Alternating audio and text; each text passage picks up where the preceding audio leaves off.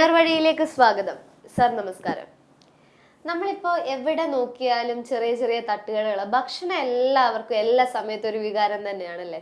അപ്പൊ ഈ ഒരു എല്ലാവരും ഇപ്പം തട്ടുകടകളെയൊക്കെ ആശ്രയിക്കുന്നത് അവരുടെ മുന്നിൽ വെച്ച് തന്നെ ഭക്ഷണം ഉണ്ടാക്കുന്നു, എല്ലാവർക്കും കൊടുക്കുന്നു.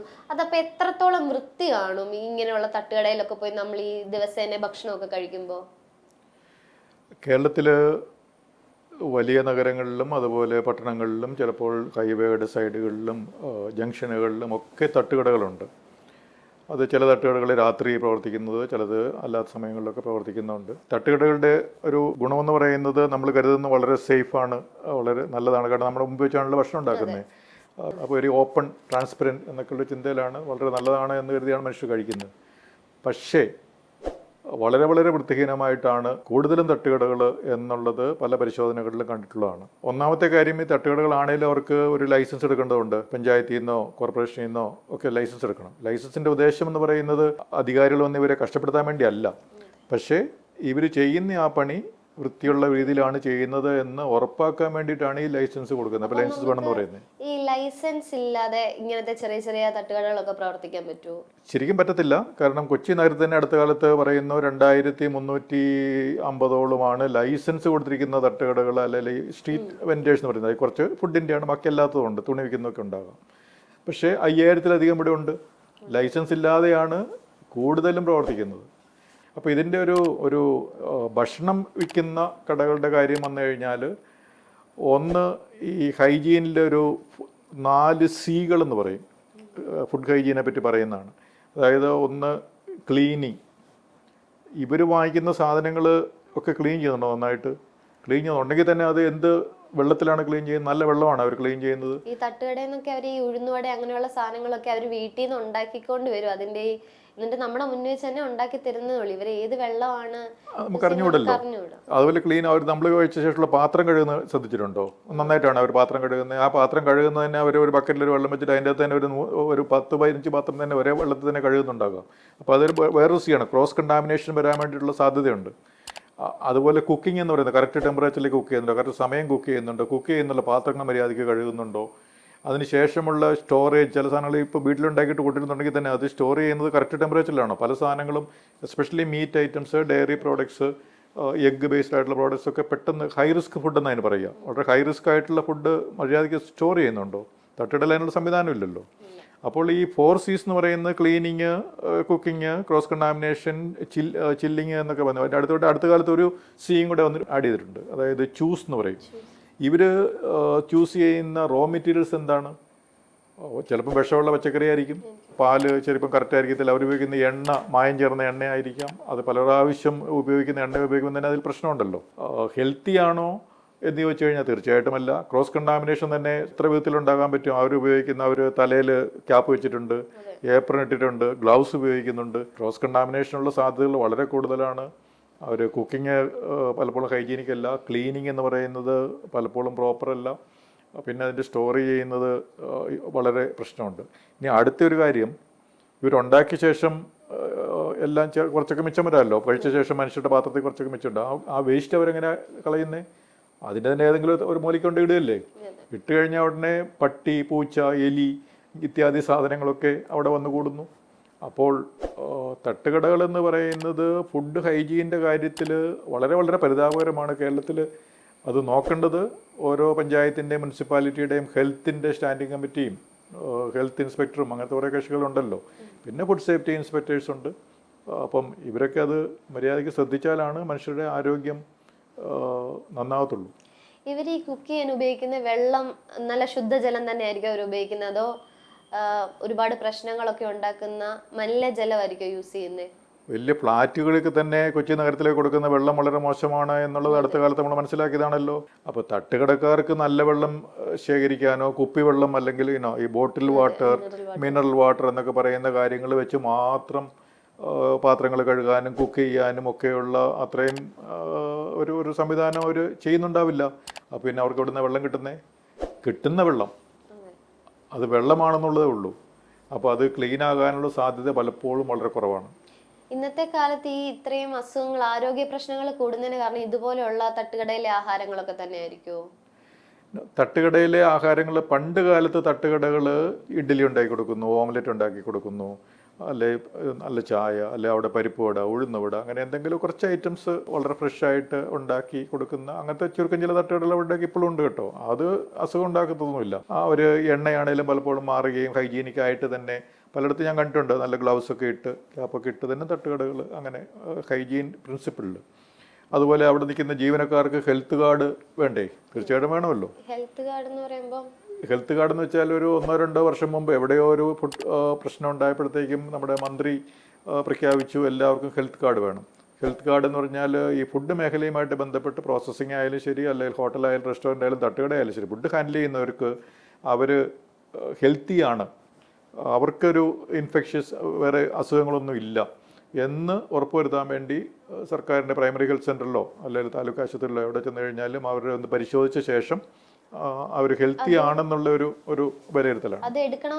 നിർബന്ധമാണ്. കേരളത്തിലെ ഒരു നയമാണ്. ഈ തട്ടുകടയായാലും ഫുഡ് ഹാൻഡിൽ ചെയ്യുന്നവരാണല്ലോ, അവർക്ക് ഹെൽത്ത് കാർഡ് വേണം. പക്ഷേ എത്ര തട്ടുകടയിലുള്ളവർക്ക് ഹെൽത്ത് കാർഡ് ഉണ്ട് എന്നുള്ളത് നമ്മുടെ ആരോഗ്യവകുപ്പ് പരിശോധിക്കുന്നില്ലല്ലോ. നമുക്ക് ഉറപ്പുണ്ടോ അവർക്ക് ഹെൽത്ത് കാർഡ് ഉണ്ടോ എന്നുള്ളത്? നമ്മൾ ഒരു തട്ടുകടയിൽ നിന്ന് ഭക്ഷണം കഴിക്കുന്ന ഒരാളാണ് ഞാനെങ്കിൽ തീർച്ചയായിട്ടും ഞാൻ അവരോട് ചോദിക്കണം, നിങ്ങൾക്ക് ഹെൽത്ത് കാർഡ് ഉണ്ടോ? പലപ്പോഴും തട്ടുകട ചിലപ്പോൾ ഒരാളായിരിക്കും, ചിലപ്പോൾ 2 പേരുണ്ടാകാം, ചിലപ്പോൾ 3 പേരുള്ള തട്ടുണ്ടാകാം. അവർക്ക് എല്ലാവർക്കും ഹെൽത്ത് കാർഡ് വേണം. ഹെൽത്ത് കാർഡ് ഇല്ല എന്നുണ്ടെങ്കിൽ തീർച്ചയായിട്ടും ആ തട്ടുകട നമ്മൾ കഴിക്കരുത്. അവർ ഉപയോഗിക്കുന്ന വെള്ളം നല്ലതാണോ എന്നുള്ളത് നമുക്ക് ചോദിക്കാമല്ലോ. നിങ്ങൾ എവിടുത്തെ വെള്ളം ഉപയോഗിക്കുന്നത്, എങ്ങനെ വെള്ളമാണ്? നമ്മുടെ ആരോഗ്യമാണല്ലോ നമുക്ക് ഏറ്റവും പ്രധാനമുള്ള കാര്യം. അപ്പോൾ അതിന് കുഴപ്പമുണ്ടാകുന്ന വിധത്തിലാണ് ആ തട്ടുകടയിലെ ഭക്ഷണം ഉണ്ടാക്കുന്നതെങ്കിൽ നമ്മളിവിടുന്ന് കഴിക്കാൻ പാടില്ല. ഈ 4 C നമ്മൾ മനസ്സിലെപ്പോഴും വേണം. 4 Cകൾ, അതായത് cleaning, cooking, cross contamination, storage, chilling എന്ന് എൻ്റെ ഒരു C എന്ന് പറയുന്നത്. ആ ഒരു കുക്കിങ് തന്നെ നമ്മുടെ ഫ്രണ്ടിൽ വെച്ച് കുക്ക് ചെയ്യുന്നുണ്ടാകാം. പക്ഷേ ആ പാത്രങ്ങൾ കഴുകുന്നത് നമുക്ക് നോക്കി അറിയാൻ പറ്റും, എവിടെയാണ് കഴുകുന്നത്, എങ്ങനെയാണ് കഴുകുന്നത്. ക്രോസ് കണ്ടാമിനേഷൻ ഉണ്ടാകുന്ന പലപ്പോഴും ഈ ഓംലെറ്റ് ഉണ്ടാക്കുന്ന തട്ടുകടയിലൊക്കെ ഉള്ളി അരിയുന്ന കണ്ടിട്ടില്ലേ? ഉള്ളി അരിഞ്ഞു കഴിഞ്ഞിട്ട് ആ കത്തി വീണ്ടും ക്ലീൻ ചെയ്തിട്ട് വേണം അടുത്തയാൾക്ക് ഇത് ചെയ്യാൻ വേണ്ടി, അല്ലെങ്കിൽ വീണ്ടും കണ്ടാമിനേഷൻ ഉണ്ടാകാം. പിന്നെ അത് ഈ അരിഞ്ഞ ശേഷം പലപ്പോഴും ആ കത്തി ക്ലീൻ ആക്കുന്നില്ല. പാത്രങ്ങൾ കഴിച്ച ശേഷം ചിലപ്പോൾ ഒരു ടവലുണ്ടാകാം, ആ ഓരോ പാത്രം കഴിഞ്ഞിട്ട് ഒരേ ടവലിൽ തന്നെ അവർ തുടക്കുകയാണ്. കൂടുതലും ടവലൊന്നും യൂസ് ചെയ്യുന്ന കാണത്തില്ല, അവരുടെ ഡ്രസ്സിൽ തന്നെ ആയിരിക്കും, അല്ലെ ഏപ്രിലിൽ അവനെ എവിടെയെങ്കിലുമൊക്കെ തുടക്കുകയാണ്. അപ്പോൾ അതിൽ കൂടെ ക്രോസ് കണ്ടാമിനേഷൻ ഭയങ്കരമായിട്ടുണ്ടാകും. അപ്പോൾ അത് ഹൈജീൻ്റെ ഏറ്റവും പ്രശ്നം പിടിച്ച ഒരു കാര്യമാണ് ഈ തട്ടുകടകളിൽ ക്രോസ് കണ്ടാമിനേഷൻ ഉണ്ടാകുക. എപ്പോഴും ഹാൻഡ് വാഷ് ചെയ്യണം. കൊറോണ ഉണ്ടായ സമയത്തായിരുന്നു എല്ലാവരും അത് നിർബന്ധമാക്കിയത്. അല്ലെങ്കിൽ പണ്ട് കാലത്തൊക്കെ ആണെങ്കിലും നമ്മൾ പുറത്തുനിന്ന്, പണ്ട് കാലത്ത് നമ്മുടെ കേരളത്തിൻ്റെ സംസ്കാരത്തിലുള്ളതാണ്, പുറത്തുനിന്ന് പോയി വീട്ടിലേക്ക് വന്നു കഴിഞ്ഞാൽ ഉടനെ കാലും കഴുകി കൈയും കഴുകാതെ നമ്മൾ വീട്ടിലേക്ക് കയറ്റത്തില്ലല്ലോ, കയറത്തില്ലല്ലോ. ആദ്യം വെള്ളം വെക്കും, ഒരു മൊന്തയിലോ ഒക്കെ വെള്ളം വെച്ചിട്ട്. അപ്പം ഈ ഹാൻഡ് വാഷിങ്, അതുപോലെ എന്താണേലും ഒരു നല്ല സാനിറ്റൈസർ ഉപയോഗിച്ചിട്ട് ഹാൻഡ് വാഷ് ചെയ്യണം, അത് 20 സെക്കൻഡ് വേണം എന്നൊക്കെ പറഞ്ഞിട്ട് കൊറോണ സമയത്ത് നമ്മളെല്ലാവരും കേട്ടതാണ്. പക്ഷേ തട്ടുകടയിൽ ആ ഭക്ഷണം പാകം ചെയ്യുന്നവർ ഈ ഇടയ്ക്കിടയ്ക്ക് ഹാൻഡ് വാഷിങ് അവർ നടത്തുന്നുണ്ടോ, നമ്മൾ കാണുന്നുണ്ടോ? അപ്പോൾ അതൊക്കെ ഹൈജീൻ്റെ ഒരു വലിയ പ്രധാനപ്പെട്ട കാര്യമാണ്. വലിയ റെസ്റ്റോറൻറ്റ്സിലാണെങ്കിലും വൃത്തി അതൊരു ബാധ തന്നെയാണ്. ഇപ്പം എല്ലാവരും ഈ പുതിയ റെസ്റ്റോറൻറ്റ് നോക്കുമ്പോൾ അവർ ഗൂഗിളിൽ റേറ്റിംഗ് നോക്കും. അപ്പം മിക്ക റെസ്റ്റോറൻറ്റ് ആണെങ്കിലും ഇപ്പോൾ ഉണ്ടാക്കുന്നത് നമുക്ക് വരുന്നവർക്ക് കാണാം അവിടെ ഭക്ഷണം പാചകം ചെയ്യുന്നത്. അതിൽ എത്രത്തോളം സത്യം കാണും? നമ്മുടെ മുന്നിൽ വെച്ച് തന്നെ ഈ ഭക്ഷണം വലിയ ഹോട്ടൽസിൽ ഉണ്ടാക്കി തരുന്നത് നമുക്ക് വിശ്വസിക്കാൻ കഴിയുമോ? കൊച്ചി കോർപ്പറേഷനിൽ 2011-12 കാലഘട്ടത്തിൽ ഇവിടുത്തെ ഹെൽത്തിൻ്റെ സ്റ്റാൻഡിംഗ് കമ്മിറ്റി, അഷ്റഫ് എന്ന മറ്റവർ, അദ്ദേഹം അന്ന് ഒരു പത്രപ്രസ്താവന നടത്തിയിരുന്നു. കൊച്ചിയിലെ എല്ലാ റെസ്റ്റോറൻറ്റുകളും ഹോട്ടലുകളും ഒക്കെ റേറ്റിംഗ് നടത്തുക എന്നുള്ളത്, ABC എന്നുള്ളത്. അതായത് അതിൽ ഹൈജീൻ എന്നൊരു പ്രധാന ഒരു കാര്യമാണ്. ഫുഡ് സേഫ്റ്റി, അങ്ങനത്തെ കാര്യങ്ങൾ, അവരുപയോഗിക്കുന്ന വെള്ളം നല്ലതായിരിക്കും, അതെല്ലാം ഉറപ്പുവരുത്തിയിട്ടുള്ള ഒരു റേറ്റിംഗ് ആണ്. പക്ഷേ ഇന്നും റേറ്റിംഗ് ഉണ്ടോ? ഇല്ല. ഇപ്പോൾ നമ്മൾ കാണുന്നത് മറ്റ് ഓരോരുത്തരുടെയും സൈറ്റ് ഉണ്ടെങ്കിൽ, വെബ്സൈറ്റ് ഉണ്ടെങ്കിൽ അതിലുള്ള റിവ്യൂകളാണ് നമ്മൾ പലപ്പോഴും കാണുന്നത്. അത് ഈ റിവ്യൂകൾ മനുഷ്യർക്ക് നൽകുന്നത് എങ്ങനെയാണ്? ടേസ്റ്റി ആയിട്ടുള്ള ഫുഡ്, നല്ല കളറുള്ള ഫുഡ്, നല്ല അരോമയുള്ള ഫുഡ്. അപ്പം ആ ടേസ്റ്റ് വരുന്നതിന് വേണ്ടിയിട്ട് പലപ്പോഴും മായം ചേർന്ന സാധനങ്ങളായിരിക്കും ഈ ടേസ്റ്റ് മേക്കേഴ്സ് എന്ന് പറഞ്ഞാൽ കെമിക്കൽസ് ആഡ് ചെയ്തിട്ട് ടേസ്റ്റ് ഉണ്ടാക്കാം. അതുപോലെ നിറം എന്ന് പറയുന്നത് 15 രൂപ കൊടുത്തു കഴിഞ്ഞാൽ വിഷം കിട്ടും. ആ വിഷം ആഡ് ചെയ്ത് കഴിഞ്ഞാൽ ചെടി പോലും വളരാത്ത വിഷങ്ങൾ നമ്മുടെ നാട്ടിലുണ്ട്. അപ്പോൾ നല്ല കളറുണ്ടാവും. അപ്പോൾ റേറ്റിംഗ് എന്ന് പറയുന്നത് ഫുഡ് ഹൈജീൻ്റെയും ഒരു മാനദണ്ഡമല്ല. കാരണം മനുഷ്യർ പലപ്പോഴും ടേസ്റ്റും നിറവും അതിൻ്റെ ഒരു രുചിയും ഒക്കെ വെച്ചിട്ടാണല്ലോ പലപ്പോഴും റേറ്റ് ചെയ്യുന്നത്. അവർ കിച്ചൺ കാണുന്നുണ്ട് വലിയ ഹോട്ടലുകളിലെ. തട്ടുകടയിലെ കിച്ചൺ അവർ ഉണ്ടാക്കുന്ന സ്ഥലം നമുക്കറിയാം. പക്ഷേ വലിയ റെസ്റ്റോറൻറ്റിൽ നമ്മൾ കിച്ചൺ കാണുന്നില്ല. അവർ സ്റ്റോർ ചെയ്തിരിക്കുന്ന ഈ പച്ചക്കറികളും ഒക്കെ സാധനം മീറ്റും ഒക്കെ സ്റ്റോർ ചെയ്തിരിക്കുന്ന എവിടെയാണെന്നുള്ളത് നമുക്ക് അറിഞ്ഞുകൂടല്ലോ. ഈ പലപ്പോഴും കുക്ക് ചെയ്ത ശേഷം എത്ര സമയം അവർ വെക്കുന്നുണ്ട് നമുക്ക് അറിഞ്ഞുകൂടാ. അപ്പോൾ റേറ്റിംഗ് ഒരിക്കലും ഒരു ഫുഡിൻ്റെ സേഫ്റ്റിയുടെ മാനദണ്ഡമല്ല. കാരണം അത് കൺസ്യൂമേഴ്സ് തന്നെ ചെയ്യുന്നതാണ്. അതേസമയം അധികാരികൾ റാങ്ക് ചെയ്തിട്ടുണ്ടെങ്കിൽ പിന്നെയും കുറച്ചുകൂടി അതൊരു ആധികാരികതയുണ്ട്. ABC എന്ന് പണ്ട് കൊച്ചിൻ കോർപ്പറേഷൻ പറഞ്ഞതുപോലെ ഇപ്പോൾ ഹോസ്റ്റലുകൾ, അത് ഹോസ്പിറ്റലിൻ്റെയും അല്ലെങ്കിൽ അത് അല്ലാത്ത ഹോസ്റ്റലുകളിലൊക്കെ ക്യാൻറ്റീനുകൾ റേറ്റ് ചെയ്യുന്നുണ്ട്. അപ്പോൾ അത് നല്ലൊരു കാര്യമാണ്. ABCD എന്നൊക്കെ പറഞ്ഞിട്ട് റേറ്റ് ചെയ്യുന്നുണ്ട്. അപ്പോൾ ഹോസ്പിറ്റലുകളിലെ ക്യാൻറ്റീൻ ഉണ്ടല്ലോ, അതൊക്കെ ഏറ്റവും ശുചിത്വം വേണ്ട ഭക്ഷണം കൊടുക്കേണ്ട സ്ഥലമാണല്ലോ. അതൊക്കെയാണ് ആദ്യം റേറ്റിംഗ് ഇവിടെ കേരളത്തിൽ തുടങ്ങിയത്. അപ്പോൾ അത് കുറച്ച് ഇപ്പം റേറ്റിംഗ് വന്നിട്ടുണ്ട്.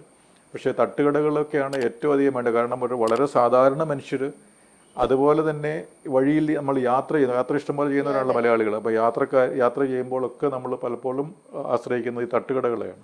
അപ്പോൾ തട്ടുകടകളുടെ ശുചിത്വം ഏറ്റവും അത്യാവശ്യമുള്ളൊരു കാര്യമാണ്. ഇവർ ഈ തട്ടുകടയിൽ ഉണ്ടാക്കുന്നതിന്റെ ബാക്കി വരുന്ന സാധനങ്ങളൊക്കെ എങ്ങനെയായിരിക്കണം, അത് മാലിന്യം എവിടെയായിരിക്കും ഇവർ കളയുന്നതെന്നൊക്കെ നമുക്ക് അറിയാൻ സാധിക്കത്തില്ല. കാരണം അവിടെ ഇപ്പോൾ ഒരു ബാസ്ക്കറ്റ് വെച്ചിട്ടുണ്ടാവും, നമ്മളെല്ലാ വേസ്റ്റ് അതിനകത്തിലാണ് ഇടുന്നത്. ഇവരെവിടെയായിരിക്കും ഇത് കൊണ്ട് കളയുന്നതെന്നുള്ള കാര്യം എന്താണ്? അവർ പലപ്പോഴും കളയുന്നതിൻ്റെ അടുത്ത് ഏതെങ്കിലും ഒരു തോടുണ്ടെങ്കിൽ ആ തോട്ടിൽ കൊണ്ടിടും, കനാലിൻ്റെ അവിടെ കൊണ്ടിടും, അല്ലെങ്കിൽ കുഴിയുണ്ട് അവിടെ കൊണ്ടിടും, അല്ലെങ്കിൽ വേക്കൻ്റ് ആയിട്ടുള്ളൊരു സ്ഥലം ഉണ്ടെങ്കിൽ, കാട് പിടിച്ച് കിടക്കുന്ന സ്ഥലമുണ്ട് അവിടെ കൊണ്ടിടും. അതൊക്കെയാണ് സാധാരണ ഇത് ചെയ്യുക. കേരളത്തിൽ മാലിന്യം എന്ത് വിധത്തിലും ആയിക്കോട്ടെ അത് മാനേജ് ചെയ്യുക എന്നുള്ളതിൻ്റെ ഉത്തരവാദിത്വം തദ്ദേശ സ്വയംഭരണ സ്ഥാപനത്തിനാണ്. കോർപ്പറേഷൻ്റെ പരിധിയിലാണ് അവരുടെ, അല്ല പഞ്ചായത്ത് പരിധിയിലാണ് പഞ്ചായത്തിൻ്റെ. അപ്പോൾ അവരത് കളക്ട് ചെയ്യാനും അത് പ്രോപ്പറായിട്ട് അതിനെ ഡിസ്പോസ് ചെയ്യാനും അത് പല വിധത്തിലുള്ള പല മെത്തേഡ്സ് ഉണ്ടല്ലോ. അപ്പോൾ അതിനുള്ള സംവിധാനം ഈ തദ്ദേശ സ്വയംഭരണ സ്ഥാപനങ്ങൾ ഉണ്ടാവേണ്ടതാണ്. അത് തട്ടുകടകളുടെ വേസ്റ്റ് ആയാലും ശരി, അത് അവിടുന്ന് കളക്ട് ചെയ്യാനുള്ള സംവിധാനം വേണം. കാരണം തട്ടുകടകൾക്ക് ലൈസൻസ് അവർ കൊടുത്തിരിക്കണമെന്നുള്ളതാണ് നിയമം. ലൈസൻസ് ഇല്ലാത്ത തട്ടുകടകളുണ്ടെങ്കിൽ ലൈസൻസ് ബലമായിട്ട് കൊടുക്കണമല്ലോ. കൊടുത്ത ശേഷം അപ്പോൾ അവർക്കറിയാം ഇവിടെ വേസ്റ്റ് ഉണ്ടാകുമല്ലോ, വേസ്റ്റ് ജനറേറ്റ് ഉണ്ടാകുന്നൊരു സ്ഥലം പോയിൻ്റാണത്. അപ്പോൾ അവിടുന്ന് വേസ്റ്റ് കളക്ട് ചെയ്യാനുള്ള സംവിധാനം അവർ ചെയ്യണം. പക്ഷേ ഇപ്പോൾ അങ്ങനെയൊരു നമ്മുടെ തദ്ദേശ സ്ഥാപനങ്ങളുടെയൊക്കെ ഒരു മുൻഗണന എന്ന് പറയുന്നത് ഈ വേസ്റ്റ് മാനേജ്മെൻ്റ് ഒന്നും അല്ലല്ലോ, വേറെ പല പല കാര്യങ്ങളിലാണ് അവരുടെ മുൻഗണനകൾ. അതുകൊണ്ട് ഇപ്പോഴും വളരെ അശാസ്ത്രീയമായിട്ട് ത്രോ എവേ എന്നുള്ള ആ ഒരു പ്രിൻസിപ്പിൾ തന്നെയാണ് മിക്ക തട്ടുകടകളിലെയും വേസ്റ്റ് മാനേജ്മെൻറ്റ്. ഇങ്ങനെയുള്ള ഈ തട്ടുകടകളൊക്കെ ഉപയോഗിക്കുന്ന പച്ചക്കറികളൊക്കെ എത്രത്തോളം നമുക്ക് വിശ്വസിക്കാൻ കഴിയും? അത് കീടനാശിനികളൊന്നും ഉപയോഗിക്കാത്ത പച്ചക്കറികളാണെന്ന് നമ്മൾ എങ്ങനെ വിശ്വസിക്കും? കാരണം ഇപ്പൊ കുട്ടികൾക്ക് വരെ വീട്ടിൽ നിന്ന് ജോലിയൊക്കെ കഴിഞ്ഞ് പോകുന്ന അച്ഛനമ്മമാര് ഇതേപോലെയുള്ള തട്ടുകടയിൽ നിന്നാണ് കുട്ടികൾക്ക് പലഹാരങ്ങളൊക്കെ മേടിച്ചുകൊണ്ട് പോകാറുള്ളത്. അപ്പം എത്രത്തോളം നമുക്കതിനെ ഇത് നല്ല ഫുഡാണെന്ന് പറഞ്ഞ് വിശ്വസിക്കാൻ കഴിയും? ഭക്ഷണത്തിൻ്റെ ഒരു ചൂസ് എന്ന് പറയുന്ന ആ സി ഉണ്ടല്ലോ, അതായത് ഈ റോ മെറ്റീരിയൽസ് പച്ചക്കറികളായാലും പഴങ്ങളായാലും എണ്ണയായാലും പാലായാലും ഇങ്ങനത്തെ പല സാധനങ്ങൾ നമ്മൾ വാങ്ങിക്കുന്ന എവിടുന്ന്? അപ്പോൾ വാങ്ങിക്കുന്നത് സാധാരണ പച്ചക്കറി കടയിൽ നിന്നായിരിക്കുമല്ലോ. അപ്പോൾ ഈ പച്ചക്കറി കടകളിലുള്ള ഈ സാധനങ്ങളൊക്കെ പെസ്റ്റിസൈഡ് റെസിഡ്യൂസ് ഇല്ല, ക്ലീനാണ് എന്നുള്ളതിന് എന്തെങ്കിലും ഉറപ്പുണ്ടോ? അത് ശരിക്കും food safety department, food safety commissionerate അവർ ഉറപ്പുവരുത്തേണ്ടതാണ്. പരിശോധിച്ച ശേഷം അത് പെസ്റ്റിസൈഡ് റെസിഡ്യൂസ് ഉണ്ടോ, നല്ലതാണോ എന്നുള്ളതൊക്കെ. പക്ഷേ അതിനുള്ള സംവിധാനമൊക്കെ വളരെ വളരെ പരിതാപകരമാണ് നമ്മുടെ നാട്ടിൽ. അപ്പോൾ അതുകൊണ്ട് തട്ടുകടകളിൽ വാങ്ങിക്കുന്നവരുടെ കാര്യം പോട്ടെ, നമ്മൾ വീട്ടിലേക്ക് വാങ്ങിക്കുന്ന പച്ചക്കറികളും ഈ കറി പൗഡറുകളും അഡൾട്രേഷനില്ല, മാലിന്യമില്ല, നല്ലതാണ് എന്നുള്ളതിന് ഉറപ്പുണ്ടോ? ഉറപ്പില്ലല്ലോ. അപ്പോൾ കേരളത്തിൽ ഈ ഭക്ഷ്യമേഖലയിലെ ഫുഡ് ഹൈജീൻ എന്ന് പറയുന്ന, ഫുഡ് സേഫ്റ്റി എന്ന് പറയുന്നത് ഇപ്പോഴും വളരെ പരിതാപകരമായിട്ട് പോവുകയാണ്. തട്ടുകടകൾ അവരുടെ ഏറ്റവും താഴത്തെ ലെവലിൽ സാധാരണക്കാർ ഇതൊന്നും പരിശോധിക്കാനോ ഇതിനെപ്പറ്റി ശ്രദ്ധിക്കാനോ അവർക്ക് സമയം ഉണ്ടാകുന്നത്. അവർ ജീവിക്കാൻ വേണ്ടി ചെയ്യുന്നതാണ് ഈ തട്ടുകട പരിപാടി. അതുപോലെ അവർ ഇതൊക്കെ ചെയ്യുന്നുണ്ട് എന്ന് ഉറപ്പാക്കേണ്ടത് നമ്മളുടെ തദ്ദേശ സ്വയംഭരണ വകുപ്പ്. അവർ ലൈസൻസ് കൊടുക്കുകയും അതിനുശേഷം അവരുടെ ഹെൽത്ത് കമ്മിറ്റി പരിശോധിക്കുകയും അത് എന്നിട്ട് ഉറപ്പുവരുത്തുക എന്നുള്ളത് ജനങ്ങൾക്ക് വേണ്ടി തദ്ദേശ വകുപ്പ് ചെയ്യേണ്ട ഒരു ഡ്യൂട്ടിയാണ്. അത് ചെയ്യുന്നില്ല എന്നുണ്ടെങ്കിൽ തീർച്ചയായിട്ടും അത് എന്താ പറയുക, മനുഷ്യരെ കൊല്ലുന്ന അല്ലെ കൊലയ്ക്ക് കൊടുക്കുന്ന ഒരു പരിപാടി പോലെയായിട്ട് കണക്കാക്കാം. ഇവര് ഇങ്ങനെയുള്ള കുക്കിങ്ങിൽ എന്തെങ്കിലും ക്രമക്കേട് കാണിച്ചാൽ എന്ത് ആക്ഷൻ ആയിരിക്കും അവർക്കെതിരെ എടുക്കുന്നത്? ലൈസൻസ് ഉണ്ടെങ്കിൽ മാത്രമേ ലൈസൻസ് റദ്ദ് ചെയ്യാനോ നോട്ടീസ് കൊടുക്കുക അതിന് ശേഷം ഉള്ള ഒരു നടപടിയാണ് ഉള്ളത്. പക്ഷെ ലൈസൻസ് ഇല്ലാതെ ചെയ്യുന്നവരെ എന്ത് ചെയ്യാൻ പറ്റുക? അവർക്കെതിരെ ഈ പറഞ്ഞ ഭക്ഷണം മോശമായിട്ട് കൊടുത്തതിനെതിരെ നരഹത്യക്ക് കേസെടുക്കാം, അല്ലെങ്കിൽ അങ്ങനത്തെ കുറേ കാര്യങ്ങൾക്ക് കേസെടുക്കാം, അല്ലെങ്കിൽ പബ്ലിക് ന്യൂസൻസ് എന്ന് പറഞ്ഞിട്ട് അങ്ങനെയൊക്കെയുള്ള ചെയ്യാമെന്നല്ലാതെ ഫലപ്രദമായ ഒരു നടപടി കേരളത്തിൽ ഇപ്പോഴും ഉണ്ടാവുന്നില്ല. അത് റെസ്റ്റോറൻറ്റുകളാണെങ്കിലും ഹോട്ടലുകളാണെങ്കിലും പോലും അത് ഫലപ്രദമായ നടപടി ഉണ്ടാകുന്നില്ല. ആദ്യം ഒരു നോട്ടീസ് കൊടുക്കും, അത് കഴിഞ്ഞ് അപ്പോഴത്തെ അത് പരിശോധന നടത്തും. പൂട്ടിക്കുന്നത് അല്ലെങ്കിൽ ലൈസൻസ് റദ്ദാക്കുന്നതൊക്കെ വളരെ വളരെ കുറവാണല്ലോ. റദ്ദാക്കിയാൽ തന്നെ സസ്പെൻഡ് ചെയ്യുക, അത് കഴിഞ്ഞ് വീണ്ടും 2 മാസം കഴിഞ്ഞ് 3 മാസം കഴിഞ്ഞ് വീണ്ടും അത് തുറക്കും. അല്ല ഇത് ഈ മനുഷ്യൻ വേറൊരു പേരിൽ വേറെ എവിടെയെങ്കിലും പോയി അവരുടെ യൂട്ടൻസിൽസും സാധനങ്ങളൊക്കെ ആയിട്ട് വേറെ തുടങ്ങും.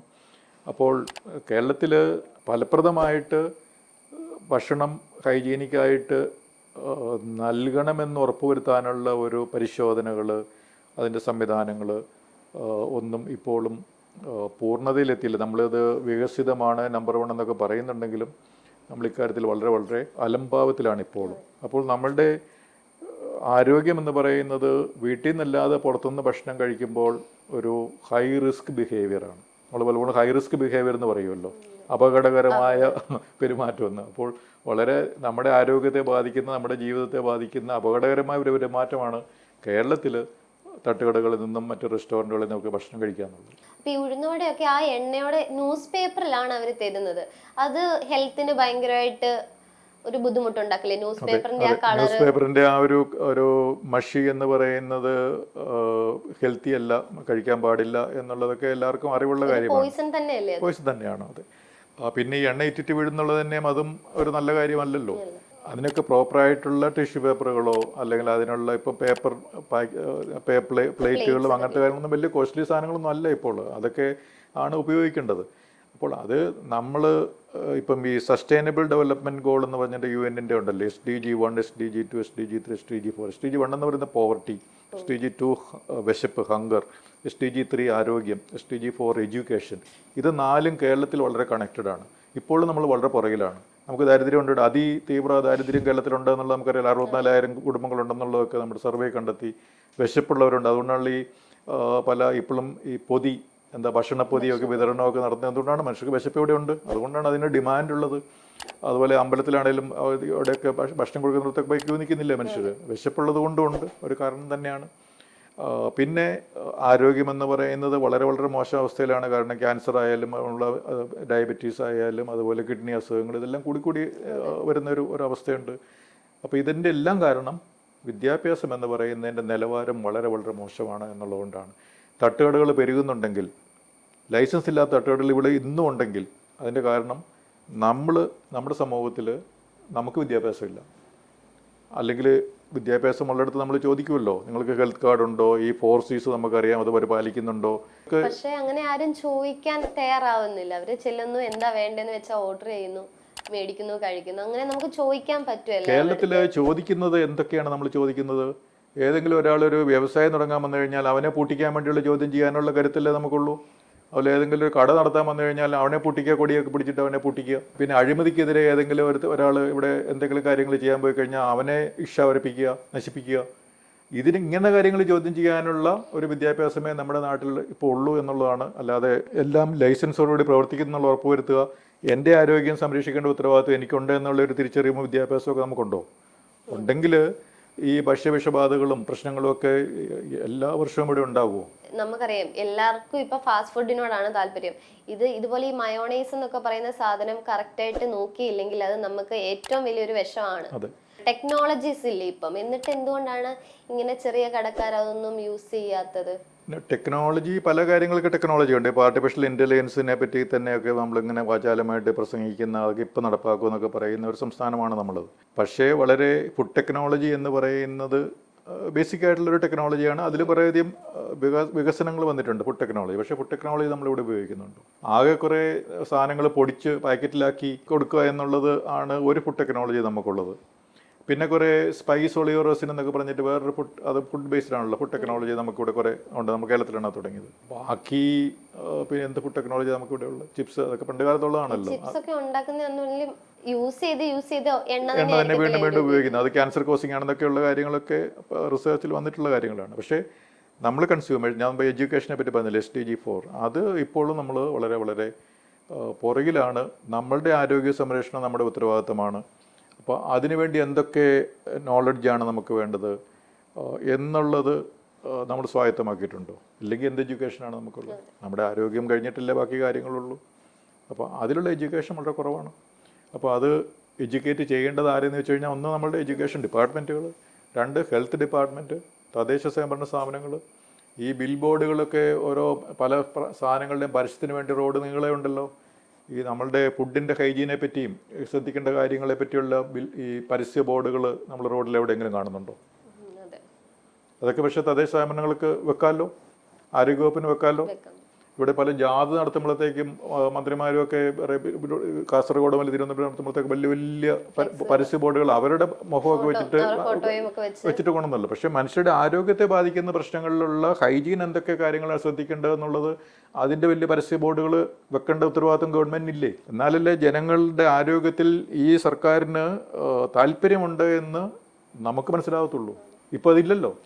അപ്പം ഇനിയിപ്പോൾ നമുക്ക് ഏകദേശം ഇതുപോലെ തട്ടുകടയിലൊക്കെ പോയി ഇനി ഓർഡർ ചെയ്ത് ഭക്ഷണം കഴിക്കുമ്പോൾ ഇനിയിപ്പം നമ്മൾ ശ്രദ്ധിക്കും എന്തൊക്കെ കാര്യങ്ങളാണ് നമ്മൾ ശ്രദ്ധിക്കേണ്ടത്. അവർ ഗ്ലൗസ് ഇട്ടിട്ടുണ്ടോ, അതേപോലെ തന്നെ വൃത്തിയായിട്ടാണോ പാത്രങ്ങൾ കഴുകുന്നത്, അതേപോലെ നമ്മൾ ചായ മേടിക്കുന്ന ഗ്ലാസ്സൊക്കെ വൃത്തിയായിട്ട് തന്നെ കഴുകുന്നുണ്ടോ എന്നുള്ള കാര്യമൊക്കെ നമ്മൾ ശ്രദ്ധിക്കും. അപ്പം നമ്മുടെ ആരോഗ്യം എന്നുള്ളത് നമ്മുടെ ഉത്തരവാദിത്തമാണ്. നേർവഴിയിൽ പുതിയൊരു വിഷയമായി കാണുന്നവരെ നന്ദി, നമസ്കാരം.